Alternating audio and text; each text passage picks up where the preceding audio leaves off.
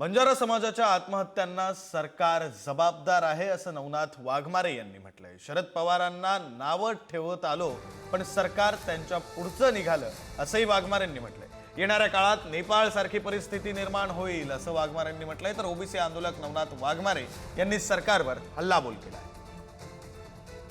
अंबड तालुक्यातील एक जणांनी केली, पुन्हा एक चौथा काहीतरी आहे, 4 मुलांनी केली। आता बंजारा समाज सुद्धा हैदराबाद गॅजेटियर लागू करावं आणि एसटीचं आरक्षण मिळावं अशी बंजारा समाजाच्या तरुणांनी आत्महत्या केली।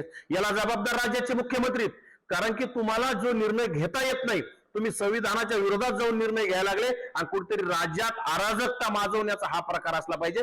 कुठेतरी स्वतःची सत्ता, स्वतःची खुर्ची मिळवण्यासाठी तुम्ही खरं तर आजपर्यंत आम्ही शरद पवारांना नाव ठेवत आलो, परंतु शरद पवारांच्या पुढचे तुम्ही निघल्याचं आता आम्हाला म्हणायला काही हरकत नाही, कारण की सत्तेसाठी तुम्ही काही करायला हापापलेले।